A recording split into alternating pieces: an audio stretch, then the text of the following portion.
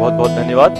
सारे बच्चों को और उपस्थित शिक्षकों को मैं प्रणाम करता हूं और मैं आईआईटी कानपुर में पदार्थ विज्ञान कार्यक्रम में सुपरिंटेंडेंट हूं। हम साधारण सिरिंज के जरिए कैसे एक्सपीरियंस, अब ये तो पता चल गया कि हमारे चारों ओर हवा है, इधर भी हवा है, इधर भी है, इधर भी है, एयर है, चारों ओर एयर है। अब ये एयर क्या हमारे ऊपर कोई दबाव डाल रही है, और दबाव डाल रही है तो कितना, कैसे अनुभव करें?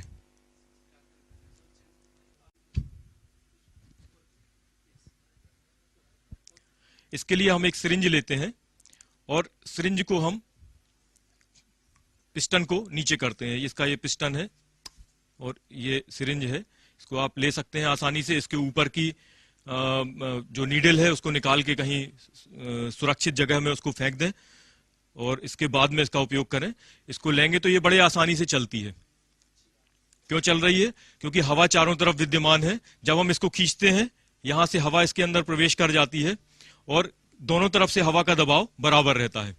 जितना हवा का दबाव इधर से है उतना ही हवा का दबाव यहां से है। इसलिए जब हम खींचते हैं तो हमको कितने बल का सामना करना पड़ता है, कितना हम इसमें ताकत लगा रहे हैं खोलने के लिए, सिर्फ उतनी जो इसके घर्षण बल के बराबर है। जो पिस्टन और इसके सिलेंडर और पिस्टन के बीच में जो जितना खींचने में हमको घर्षण बल लग रहा है, सिर्फ हम वही अनुभव कर रहे हैं।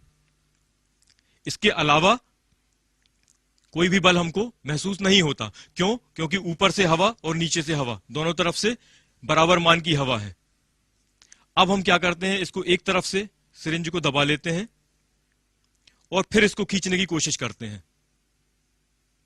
अब देखिए कितना बल आपने लगाया।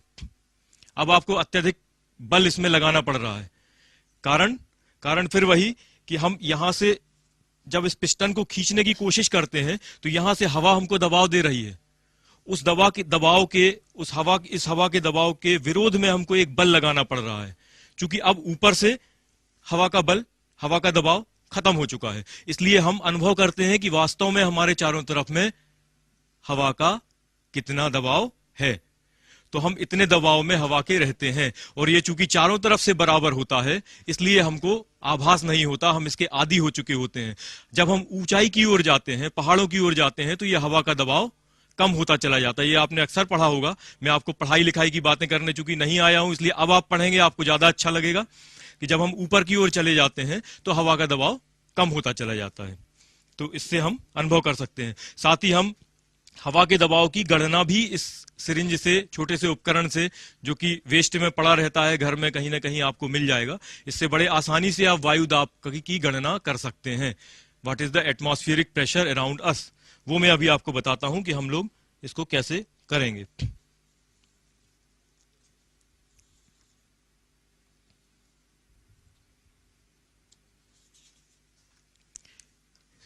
ऐसी ही एक सिरिंज ले लीजिए, ये भी ले सकते हैं, छोटी भी ले सकते हैं।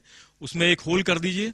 होल करने के बाद में कुछ भी एक छल्ला या कुछ धागा उसमें लटका दीजिए और इसके बाद एक आप हैंगर बना सकते हैं।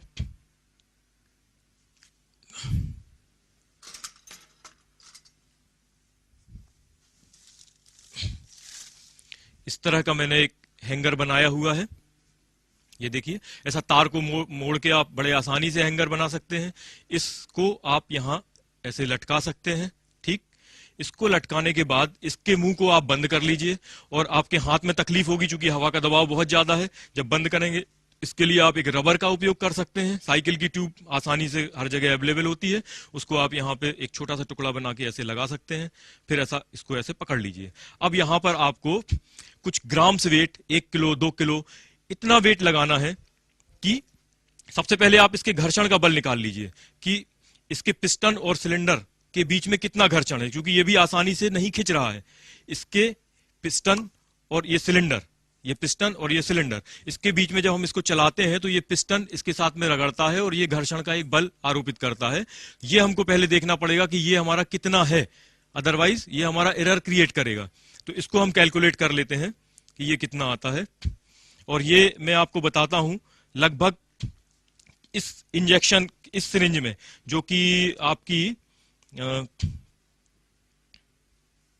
450 ग्राम के लगभग आता है। इसके लिए आप कुछ वजन या नमक का पैकेट या आधा किलो के पैकेट इस तरह के यूज भी कर सकते हैं, और नहीं तो आप स्प्रिंग बैलेंस की सहायता से भी देख सकते हैं कि कितना वजन इसमें आता है।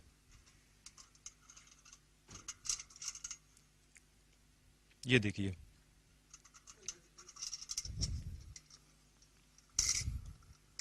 एक मिनट दिखाता हूं। इसको ऐसा लटका दें और फिर देखें कि पिस्टन जब हमारा मूव होता है, मूव होते समय इस पे लगभग कितना बल आ रहा है। तो ये हमारा करीब 400 ग्राम के लगभग, 450 ग्राम, 500 ग्राम लगभग आप इसको देख सकते हैं कि इसमें बल आ रहा है। इसको और शुद्ध मापन के लिए इसमें आप वजन लटकाएं। मैं आपको कहूंगा कि इसके शुद्ध मापन के लिए, चूंकि ये 10 किलो की बैलेंस है इसलिए उतना अच्छा वर्क नहीं करेगी, इसमें आप वेट लटकाएं। वेट लटकाने से वो एग्जैक्टली इस इंजेक्शन के लिए, इस साइज के लिए आपका 500 ग्राम के लगभग आएगा। तो ये मेरा जो है ये 450 ग्राम ये वजन आता है यहां लटकाने से। मैं इसको नोट कर लेता हूं। ये 450 ग्राम, एक धन्यवाद। ये जो वजन है मेरा ये 450 ग्राम है। Weight of friction, load of friction, load due to friction, that is equal to 450 gram. ठीक, अब हम इसके बाद अपना प्रयोग चालू करेंगे। अब हम इसको बंद करेंगे और इसमें बंद करने के बाद अब हम देखेंगे कि इसको हमें कितने बल से खींचना पड़ रहा है, यानी कि हवा कितना दबाव लगा रही है। तो इसके लिए हम क्या करें, हम इसके लिए 2 नमक के पैकेट, कुछ आधा किलो के पैकेट घर में, घरेलू चीजों का उपयोग भी कर सकते हैं। अगर आपके पास में वजन है 1 किलो 2 किलो के तो आप उसका उपयोग भी कर सकते हैं। सबसे अच्छा तरीका है कि आप रेत का इस्तेमाल करें। जैसे कि मैंने यहां पर रेत रखी हुई है, ये आसानी से आपको सब जगह अवेलेबल भी होती है, कहीं भी मिल जाएगी। इसको आप यहां लटकाइए, इस तरह से इसको लटकाएंगे और इसको हम देखेंगे। तो हमको यहां पर ऐसी पोजीशन चाहिए है, हमको यहां इतनी रेत डालना पड़ेगी कि जब ये पिस्टन मूव करना शुरू कर दे। अगर ये मूव करके तेजी से चला गया, इसका क्या मतलब हुआ? इसका मतलब हुआ कि जो एयर का प्रेशर यहां से लग रहा है उससे ज्यादा लोड हमने दे दिया। इसलिए हमको सिर्फ उतनी रेत चाहिए कि इसको, ये सिर्फ वहां से मूवमेंट, उसके बाद अगर हम थोड़ी भी रेत डालें तो इसका मूव होना स्टार्ट हो जाए, ये गति करना स्टार्ट कर दे पिस्टन। तो हम देखते हैं, अभी तो ये लगातार गति कर रहा है, लगातार गति करता जा रहा है। मतलब जो एयर प्रेशर है ऊपर को, उससे ज्यादा कहीं हमारा बालू का प्रेशर हो रहा है। मैं थोड़ी सी रेत इसमें से निकाल देता हूं।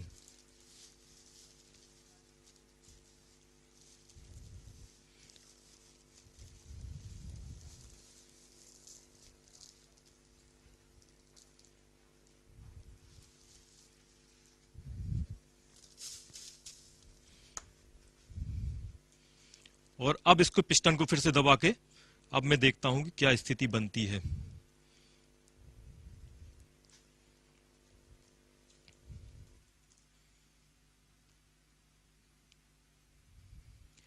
अब ये लगभग ठीक है, ये रुका हुआ है और मैं जहां पे इसको खींचूं वहां इसको रुक जाना चाहिए, और ये रुक जा रहा है। इसका मतलब ये बल और ये बल दोनों बराबर हो चुके हैं। अगर ये बल ज्यादा होता तो ये तेजी से इसको खींचता रहता और ये अपने साथ इसको ले जाता। अगर ये बल ज्यादा होता तो ये सरकता ही नहीं। तो अब ये हमारा आसान, ठीक है। तो ये लगभग हमारा मान हो गया, हवा के दबाव के अपोजिट में जो हमने बल लगाया उसका ये मान हो गया। इसको हम गणना कर लेते हैं कि ये वजन हमारा कितना है। इसको गणना करने के लिए फिर मैं स्प्रिंग बैलेंस का यूज कर रहा हूं। मैं आपसे फिर कहूंगा कि इसकी गणना, या तो आप इसकी जगह नमक और कुछ ऐसे आइडियल पैकेट इस्तेमाल करें जिससे वजन का सही अंदाज हो सके, क्योंकि ये या फिर बैलेंस जो आप लें वो 2 या 3 किलो की लें। ये 10 किलो की है, इसलिए इसमें थोड़े से एरर के गुंजाइश ज्यादा है। ये हमारा लगभग आ रहा है 2300 ग्राम, ठीक है। इसको भी नोट कर लेता हूं। Weight of sand, this is 2300 ग्राम। तो हमारा एयर के बराबर जो वायुमंडलीय दबाव है, जो ऊपर को काम कर रहा था और बालू हमने नीचे को उसके अगेंस्ट में लगा दी, तो हमारा नेट वजन कितना हुआ जो कि एयर के विरोध में काम कर रहा था, उसमें से हमको घर्षण का बल घटा देना होगा।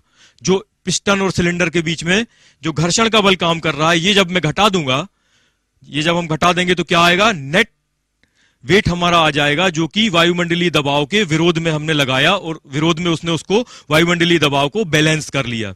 तो हम घटाते हैं तो ये हमारा आ जाता है 2300 ऋण 450, यानी कि हो जाता है हमारा 1850 ग्राम, या इसको बोल सकते हैं 1.85 kg। अब जब हम इसको जी से गुणा करेंगे, जब हम इसको बल के रूप में ले जाएंगे, अभी तो ये मास के फॉर्म में है, अभी ये वेट है हमारा, तो इसको हमें जी 9.81 से गुणा करना पड़ेगा। ये आप लोग अच्छी तरह से जानते हैं कि जी की वैल्यू जो है वो 9.81 होती है।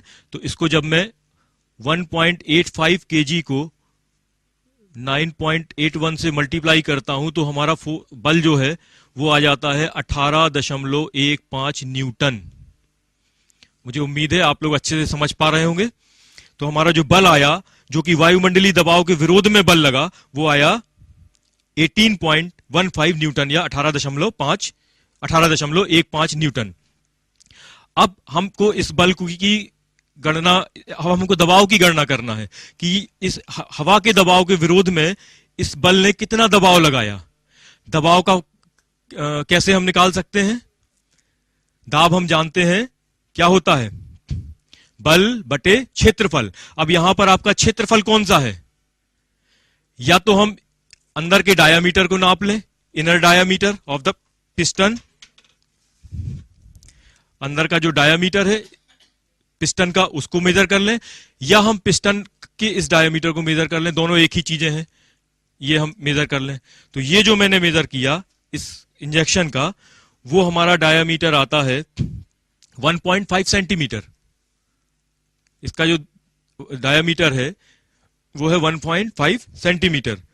तो हम क्या करते हैं, बल दबाव की गणना करते हैं, P इज इक्वल टू बल बटे क्षेत्रफल F by A, that is equal to 18.15 divided by area. So what will be the area, the diameter is 1.5 centimetre, so you can calculate the area pi d square by 4.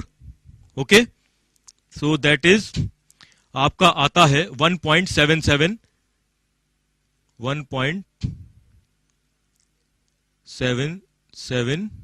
into 10 to the power -4 metre square.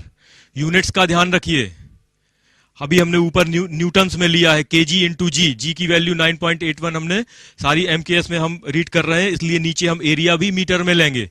तो हमारा area जो आएगा वो आएगा 1.77 into 10 to the power -4 metre square. अब जब इसको आप देखते हैं तो ये आपका आ जाता 102.7 किलो पास्कल।